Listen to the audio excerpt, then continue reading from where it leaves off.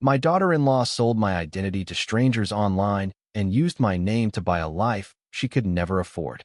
I didn't scream when I found out. I didn't call the police. I didn't even tell my son. Instead, I smiled, folded the letter, and placed it back inside the envelope.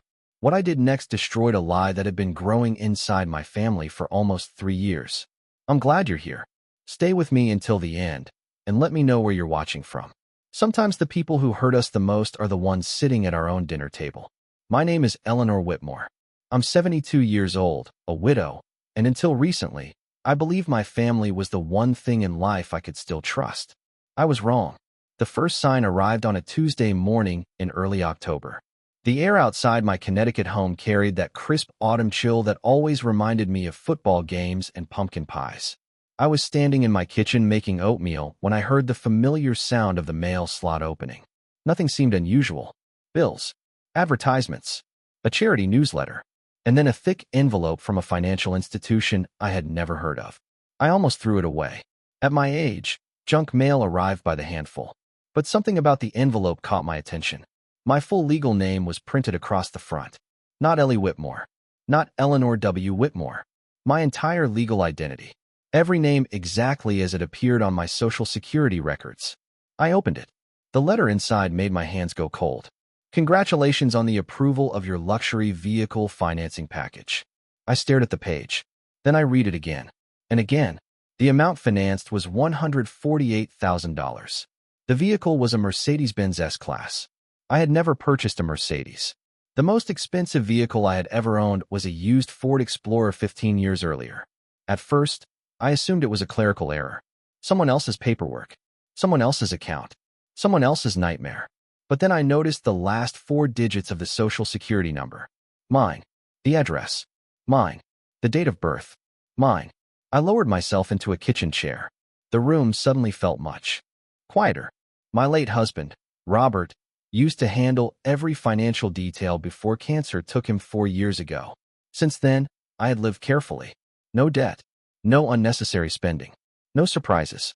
Yet somehow, according to the letter in my hands, I was financing a luxury car worth more than my annual retirement income. I called the number listed at the bottom. The representative verified my identity. Then she said something that made my stomach tighten.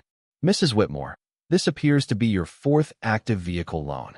4th, not first. 4th. I couldn't speak. My throat felt dry.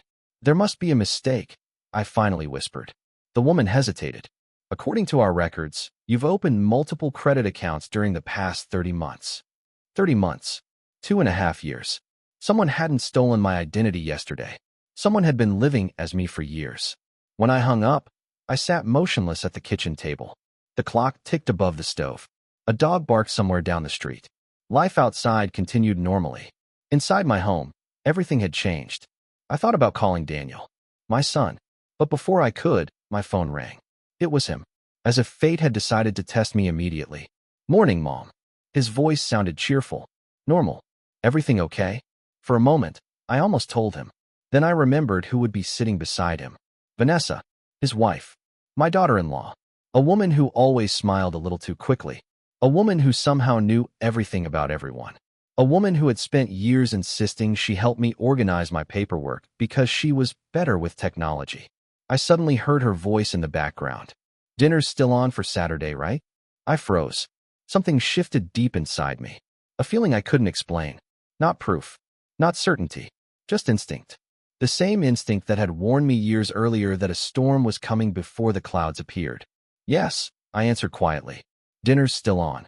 After we hung up, I looked down at the financing letter again.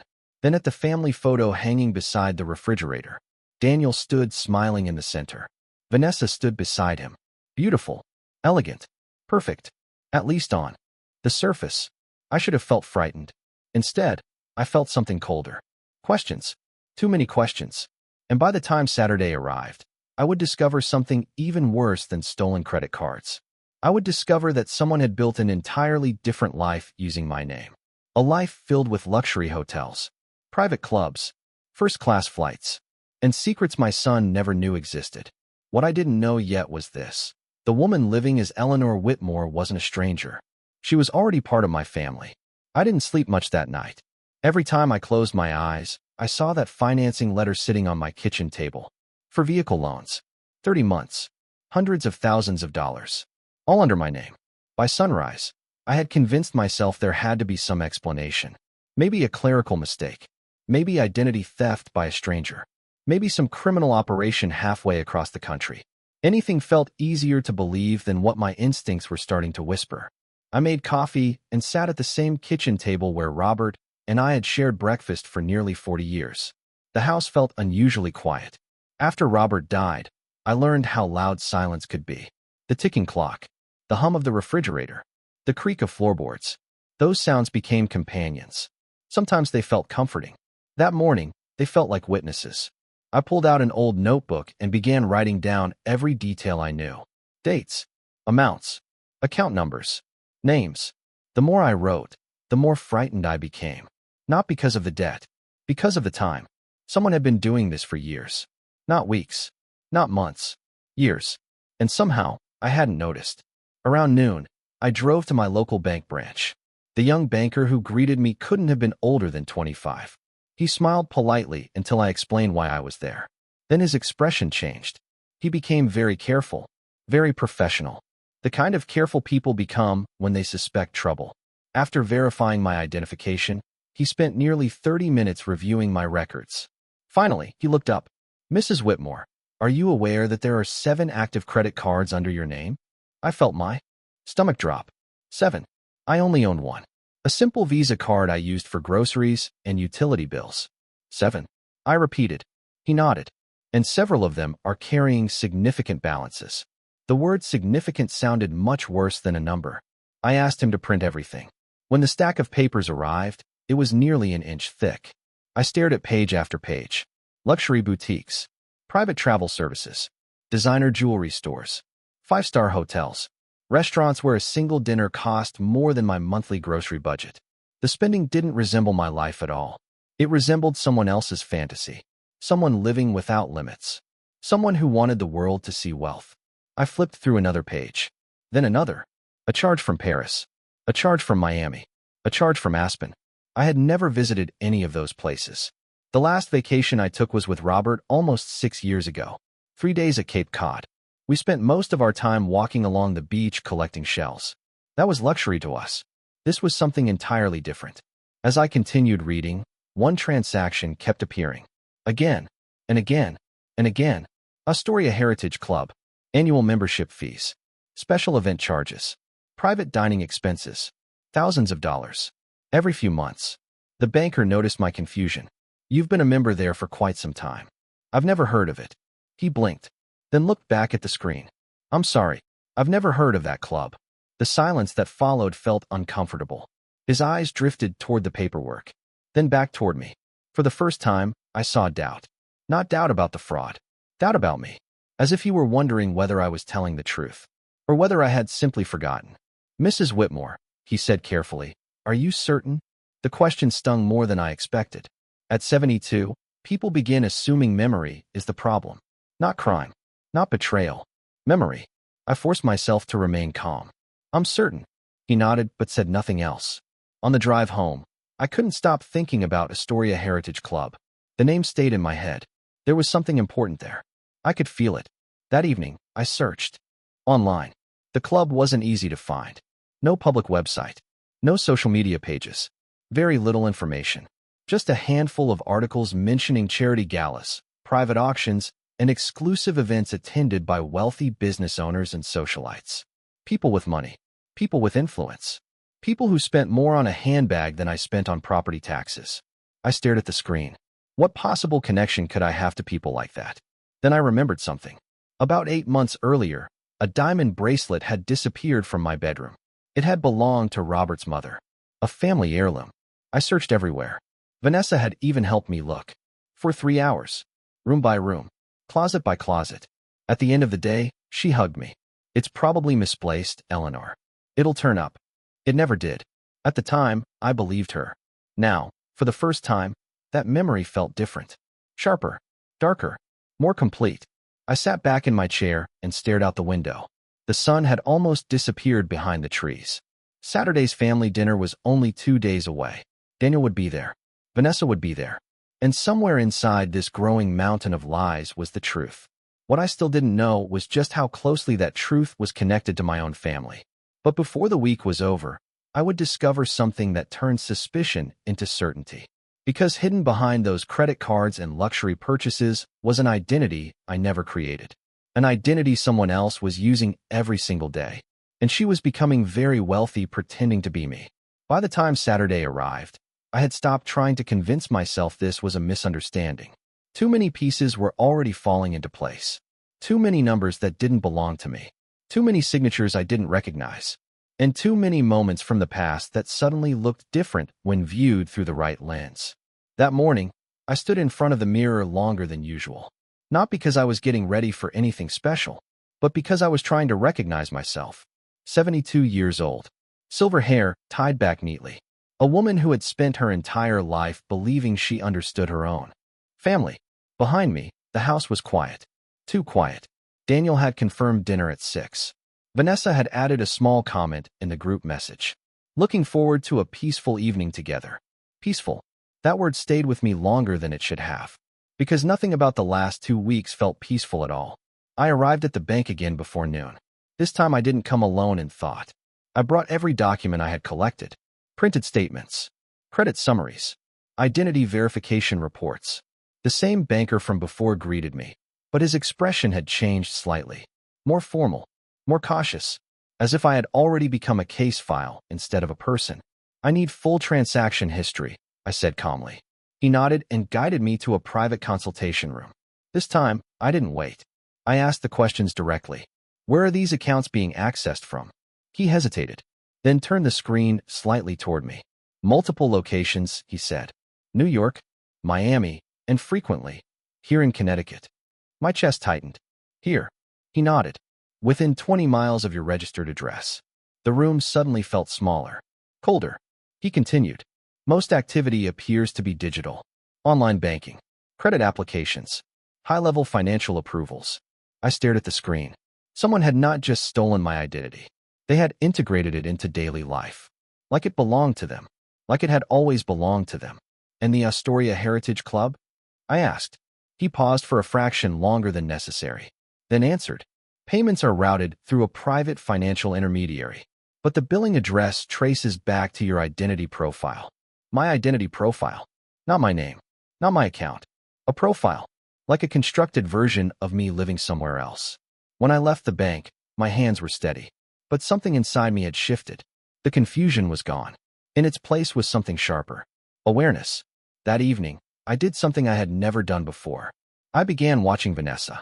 Not openly. Not confrontationally. Just carefully. Silently. She arrived at the house around 5:30. Perfect timing. Perfect smile. Perfect dress. She kissed Daniel on the cheek and greeted me like nothing in the world was wrong. Eleanor, you look wonderful, she said warmly. I studied her face. The way her eyes moved. The way she scanned the room for a fraction of a second too long. As if checking something invisible. As if confirming something only she could see. Dinner was prepared by her. She insisted on it. I know your routine, Eleanor. Let me take care of it tonight. That sentence should have sounded kind. It didn't. It sounded practiced. Controlled. During dinner, Daniel talked about work. A small software project. A potential expansion. Normal family conversation. Vanessa guided the flow of it effortlessly. She always did. She interrupted gently when needed.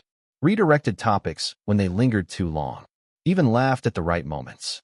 But I noticed something else. Every time Daniel mentioned finances, she leaned in slightly. Every time I spoke, she leaned back.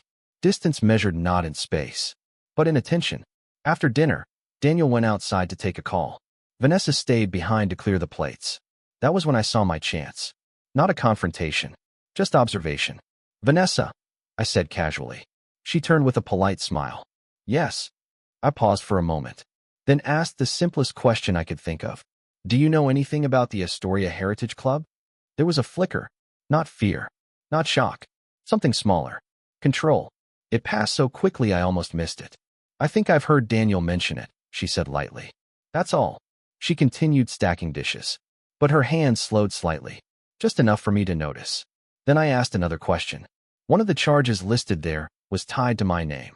She looked up now. still smiling, but tighter, more precise. Banks make errors sometimes, she said calmly. You know how systems can mix things up. Then she lowered her voice slightly. You've been under a lot of stress lately. There it was. Not denial. Redirection. I had seen that pattern before. In meetings. In paperwork. In every moment she had ever taken control of something that should have belonged to me. Daniel returned before I could respond. The moment was gone. But something had changed. Not in her behavior. In mine. That night, I waited until the house was silent. Then I went into Robert's old study.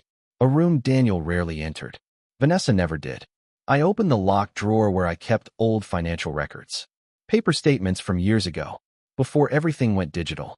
Before convenience replaced visibility. And that was when I saw it. A pattern I had missed. Every major account change over the last 30 months. Every credit approval. Every address update. Every identity verification step. All of it had been completed at the same time.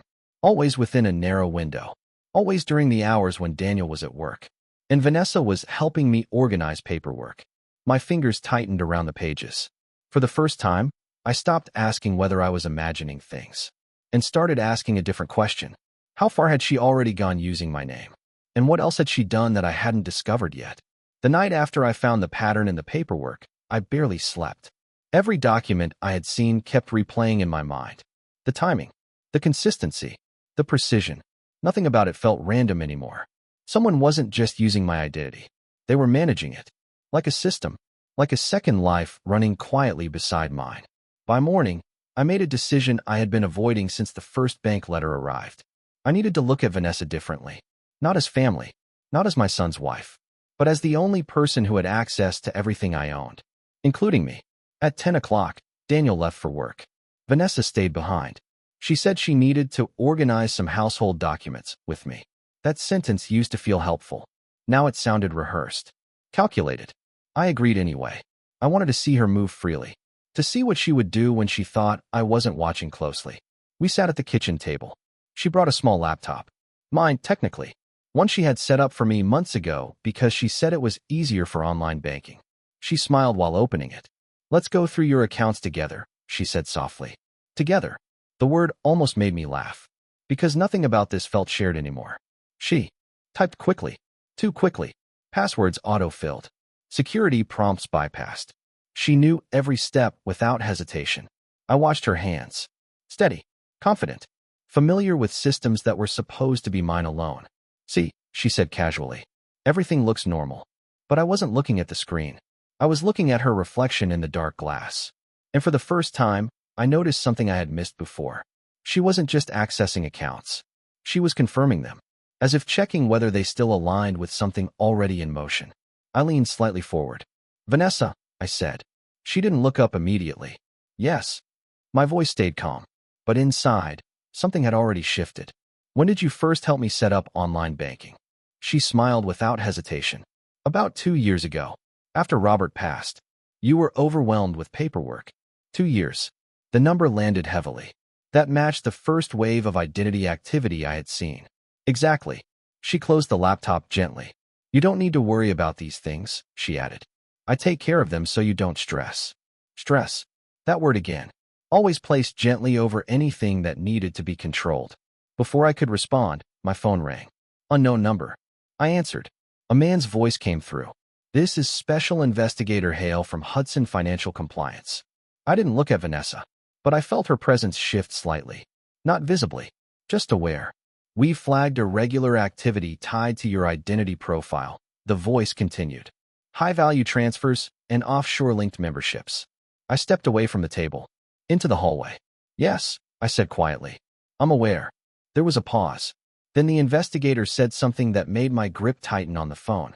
Mrs. Whitmore, your identity has been used to authorize private investment access through an entity linked to exclusive financial networks. I closed my eyes for a moment. What kind of entity? Another pause. Then, the Astoria Heritage Club appears to be more than a membership organization. It functions as a private gateway for high-net-worth identity validation. I didn't fully understand what that meant, but I understood enough. Someone had turned my identity into currency. Behind me, I heard Vanessa's voice. Soft. Careful. Everything okay? I turned slowly. She was standing in the hallway now, watching me.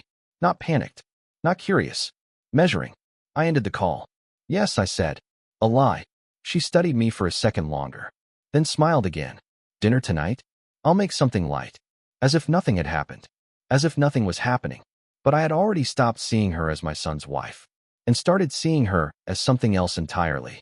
That afternoon, while she went out to run errands, I did something I had never done before. I entered her room. Daniel would have never allowed it. But Daniel didn't know what I knew now. Her room was perfectly arranged. Minimal. Controlled. Nothing out of place. That alone told me more than I wanted to admit. People who hide nothing leave traces of themselves everywhere. People who hide everything leave only structure. I opened the drawer beside her bed. Inside, I found folders, printed documents, financial summaries, lists of names. My name appeared on nearly every page, but not as Eleanor Whitmore, as primary identity asset. I froze. That phrase didn't belong in family paperwork. It belonged somewhere else entirely. Corporate, financial, controlled systems. My hands moved slowly through the pages. And then I saw it. A schedule, weekly cycles, identity verification updates, transaction approvals, social event appearances. Everything arranged like a calendar. But one line stood out. A recurring entry, EW Gala attendance, Astoria validation cycle. My stomach tightened, because I suddenly understood something I had refused to see. I wasn't just being used financially. I was being staged. My identity wasn't stolen randomly. It was being performed. Somewhere. By someone. Behind me, the floor creaked. I closed the drawer instantly. Vanessa was home earlier than expected. Her voice came from the hallway. Eleanor. I stood still, paper still in my hand, heart steadying. And for the first time since this began, I realized she might already know I was getting closer. And I wasn't sure anymore who was watching who. I didn't move. When I heard her voice from the hallway, Eleanor. It was soft, almost polite. But after everything I had discovered, even politeness felt like control disguised as kindness. I placed the papers back exactly as I found them. Slowly, carefully. Then I closed the drawer. By the time I stepped out of the room, Vanessa was standing at the end of the hallway. Perfect posture, calm expression, the same version of her I had seen 100 times before. Except now I saw the structure underneath it. Not emotion, not reaction, execution. You left the kitchen quickly, she said. Is everything okay? I nodded. Yes, just a phone call. Her eyes stayed on me a little too long, as if she was checking for cracks. Then she smiled. That's good. That was it. No follow-up. No curiosity. Just confirmation that I had returned to a stable state. Like resetting a system. That night, I barely touched my dinner. Daniel talked about work. Vanessa filled in the silences. She always did that. Silence made people think. She never allowed too much of it. But I was no longer listening the same way. I was watching. Every pause. Every correction. Every small redirection of Daniel's attention. She never interrupted him directly. She didn't need to. She simply adjusted the direction of the conversation until it arrived where she wanted. Subtle. Controlled. Invisible unless you were looking for it. And now I was. After dinner, Daniel went upstairs early. Vanessa stayed behind to clean again. I'll handle it, she said, smiling. You rest. I stood near the counter, watching her wash dishes like nothing in the world had changed. But something had. Everything had. I spoke quietly. Vanessa. She didn't turn immediately. Yes. I hesitated just long enough to make it feel natural. Then I asked, do you ever feel like things are too organized? She paused, a fraction of a second, then continued washing. I think organization is peace, she said calmly. Peace. That word again. Always used as a cover for control. I stepped closer. I found something today, I said. Her hand stopped, just for a moment, then resumed. Did you? Yes. Now she turned slightly. Not fully, just enough to acknowledge. Me. And what did you find? Her tone didn't change. That was what unsettled me most. No fear. No panic. Only calibration. Like she was adjusting to new data. I held her gaze. Documents, I said. In your room. That was the first time she fully stopped moving. The water continued running. But she wasn't washing anymore. She was listening.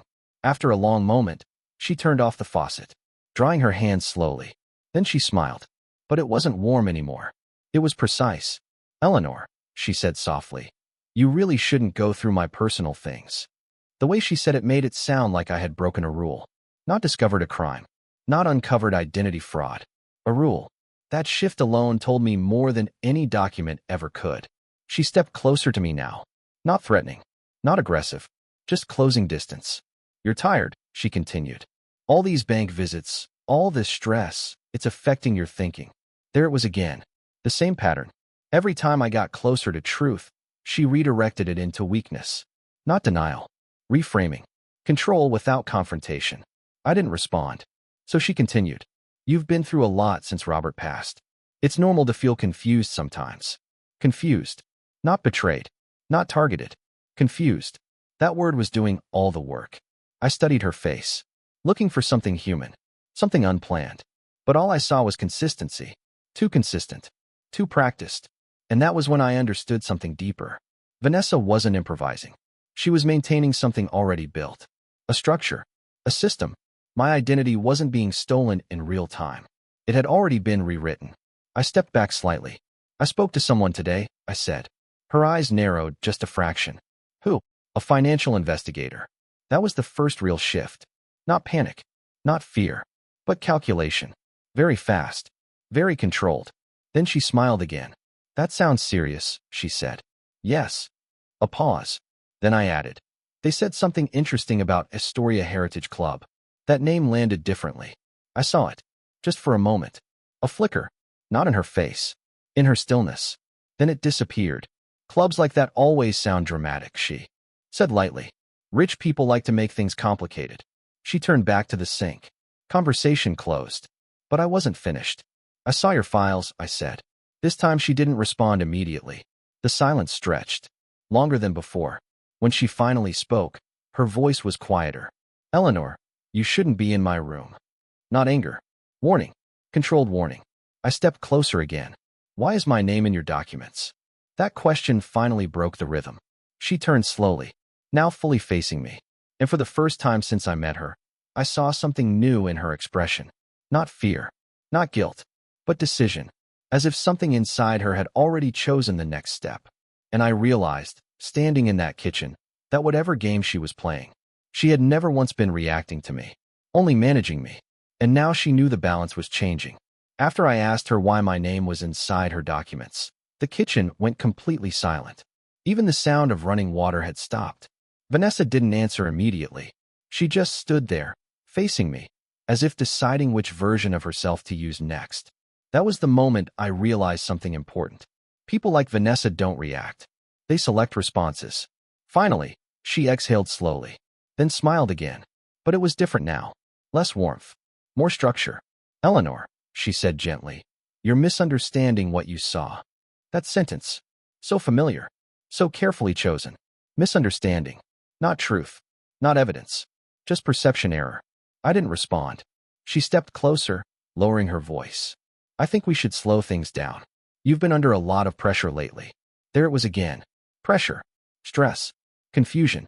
Every word designed to bend the narrative back toward my instability. Not her actions. My perception. But this time, I didn't accept it.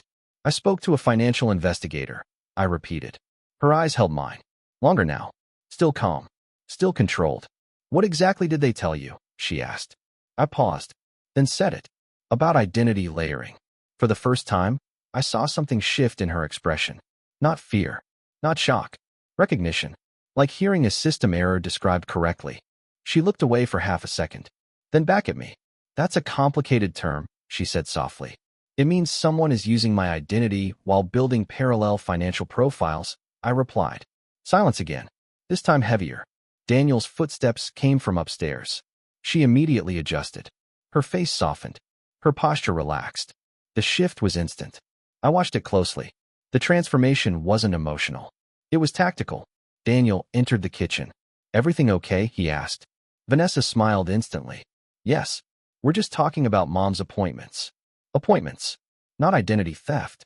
Not fraud. Appointments. She always translated reality into something harmless before it reached him. Daniel nodded. He trusted her voice more than silence. He always had. I'll go check emails, he said, then left again. The moment he disappeared upstairs, the atmosphere changed again. Vanessa turned back to me. No smile now. Only focus. You should stop looking into this, she said quietly. Not a request.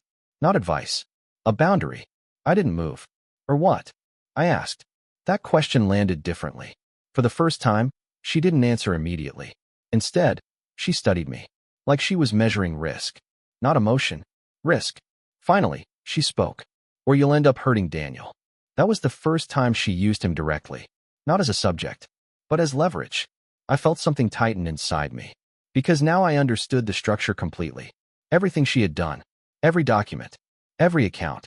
Every redirected conversation. It wasn't about money alone. It was about control over perception inside the family. She wasn't just stealing my identity. She was replacing my credibility inside my own home. I stepped closer. You've been using my name, I said. She didn't deny it. Didn't confirm it. Instead, she said something else. You don't understand how things work anymore, Eleanor. That line. So simple. So final. As if I had aged out of reality itself. Then she added quietly. People like you get overwhelmed easily. People like you. Not family. Not mother-in-law. Category. Classification. I looked at her and finally saw it clearly. She had already reduced me into something. Manageable. Something explainable. Something dismissible. A variable in her system. Not a person. My phone vibrated in my pocket. I didn't check it immediately. But she noticed. Of course she did. Is that them again? She asked. I pulled it out. Unknown number. I answered. The same investigator. His voice was more urgent this time. Mrs. Whitmore, we've escalated your case. There are new findings. I stepped away slightly. What kind of findings? There was a pause. Then, multiple identity verifications show live usage of your credentials within private social financial networks. Not just transactions. Participation. That word hit harder than the rest. Participation. Not theft. Not misuse. Participation. Behind me, I felt Vanessa's gaze sharpen. I turned slightly. She was watching me carefully now. Listening. The investigator continued. We believe your identity is being actively used to attend private events under your profile, including the Astoria Heritage Club's upcoming gala this weekend. This weekend. Same timing as our family dinner. My chest tightened. Then the investigator added something else. One more thing. We traced administrative authorization logs. A secondary authorized user has been approving activity under your identity profile. I already knew before he finished, but I asked anyway. Who? A pause. Then, the primary authorized handler is listed as Vanessa Whitmore. The room didn't move, but everything inside me did. I slowly lowered the phone. Vanessa was still standing there, watching me, and for the first time since this began, she didn't bother pretending anymore. The moment I lowered the phone, the kitchen felt different.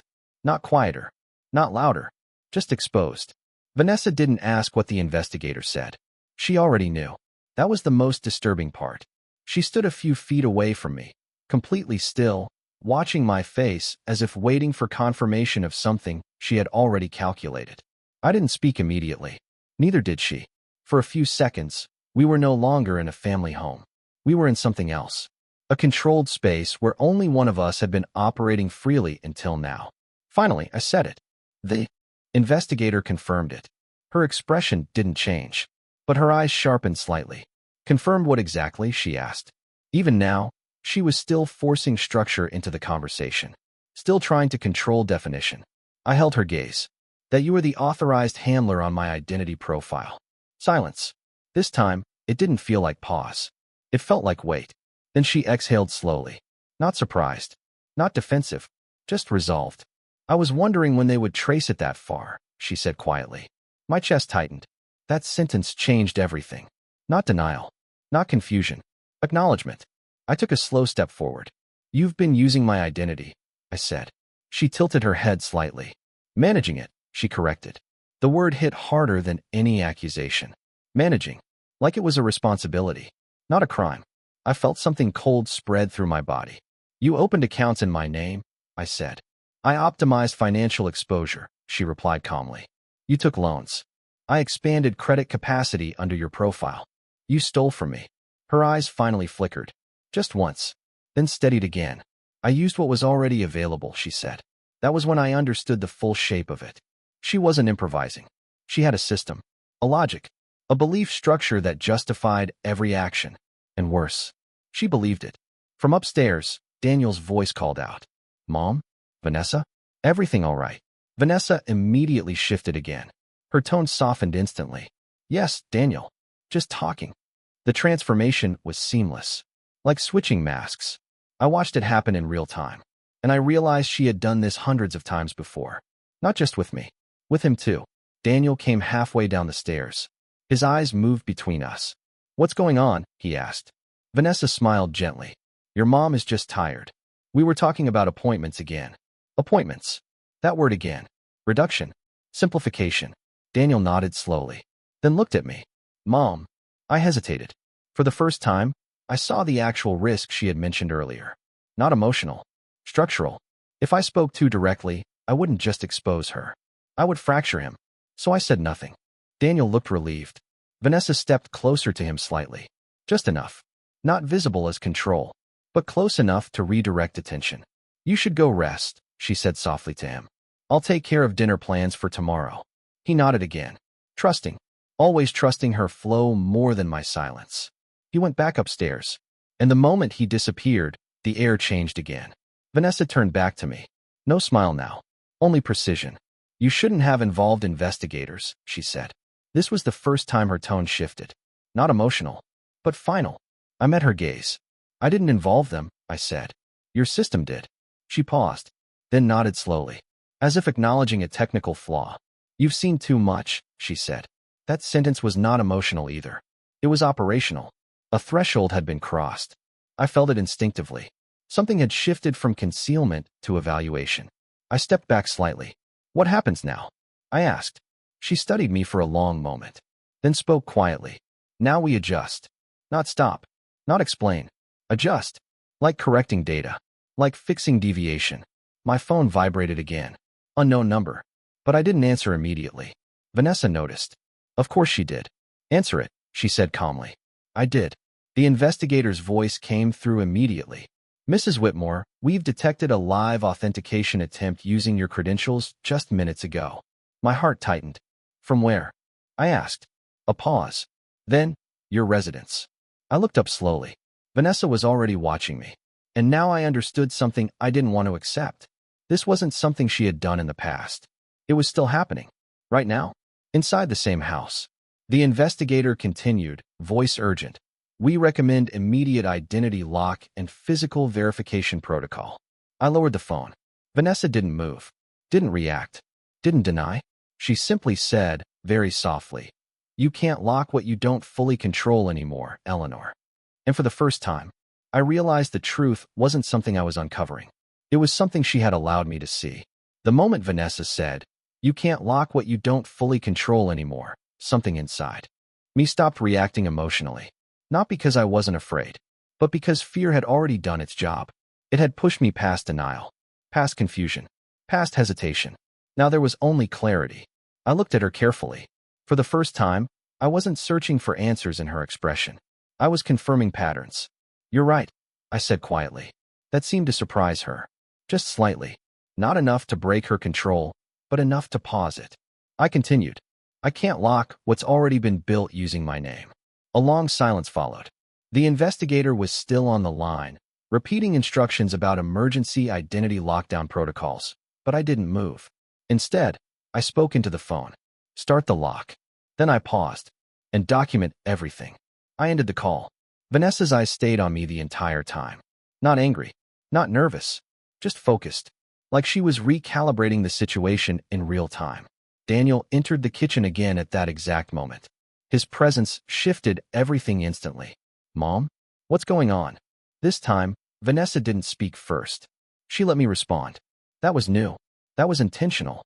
I took a slow breath, then said the truth in the simplest way possible. "My identity has been used without my consent for financial and social transactions." Daniel blinked. Once. Then looked at Vanessa. She didn't deny it. She didn't confirm it. She simply said softly, "This is being taken out of context." That sentence again. Control through language. Daniel looked confused now. "Vanessa, what does that mean?" She stepped closer to him gently. "Your mother is overwhelmed. These systems are complicated. Banks make errors all the time. But this time, something was different." Daniel didn't immediately accept it. He looked at me. really looked at me. And I didn't push. I didn't argue. I just stood still. For the first time, I let him decide what he saw. A long silence filled the room. Then Daniel said quietly, "Mom, did someone really use your name?" That was it. The opening. Not accusation. Not belief. But possibility. Vanessa's expression tightened almost invisibly. Just for a moment. That moment told me everything. She was losing her absolute control over perception. I nodded. Yes. One word. Enough. Daniel exhaled slowly. And then everything started moving quickly. Not emotionally. Structurally. He took his phone out. Looked at Vanessa. "Tell me everything," he said. She smiled gently. But it didn't reach her eyes anymore. "There's nothing to tell," she said. But Daniel didn't put the phone away. "I need to understand," he repeated. This time, he wasn't asking Vanessa. He was asking reality. And Vanessa felt that shift immediately. She turned slightly toward me. "Not Daniel. Me. I tried to protect this family," she said softly. That sentence changed the air again. Protect. Not control. Not manipulation. Protect. But I had already seen the documents. Already seen the accounts. Already seen my name turn into something else entirely. Protect from what? I asked quietly. She didn't answer immediately. Instead, she looked at Daniel. Then back at me. And for the first time, there was something less structured in her expression. Not fear. Not guilt. But exposure. "The world doesn't respect people your age," she finally said. I didn't respond. She continued. "I made sure your identity stayed active, valuable, relevant. Without me, everything would have collapsed years ago." Daniel stepped back slightly. "What are you talking about?" he asked. Vanessa turned to him now, and her voice became more direct. "I built financial stability using her profile. Loans, investments, memberships. It was all structured to keep this household secure." "Using her identity?" Daniel asked sharply. A pause. Then she said, "Yes." No denial anymore. Just justification. The room felt smaller. Daniel looked at me, then at her, then back again. Finally, he said quietly, "So Mom's identity was part of your system?" Vanessa nodded. "As a framework." That word. Framework. Like I wasn't a person anymore. Just infrastructure. I felt something settle inside me. Not anger. Not shock. Acceptance of what had been revealed. Daniel's voice dropped. "How long?" Vanessa didn't answer immediately, but she didn't need to. The silence told him enough. He turned away slightly, running a hand through his hair. "This is insane," he whispered. But not to her. Not to me. To the reality collapsing in front of him. Vanessa stepped forward gently. "I didn't steal from your mother," she said. "I stabilized everything around her." But Daniel shook his head. "No, you used her." That was the first time he said it clearly. Vanessa froze. Just slightly. And in that moment, the system she had built around perception finally broke. Not because of evidence. Because of acknowledgement. She looked at me one last time. And for the first time, there was no control in her expression. Only realization that the structure no longer held. Sirens weren't coming. No dramatic arrests. No loud collapse. Just the quiet end of a system that had been running in the background for too long. Later that night, after everything was reported and documented, Daniel sat beside me in silence. Vanessa was gone. Not violently. Not dramatically. Just removed from the center of the life she had been managing. Daniel finally spoke. "I didn't see it," he said quietly. I didn't answer immediately. Then I said, "She made sure you didn't." He closed his eyes. A long silence followed. Outside, the house felt different. Not empty, but reset.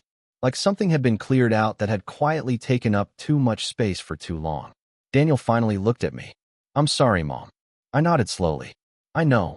Then I stood up and walked to the window. The night outside was calm. Too calm for everything that had just ended.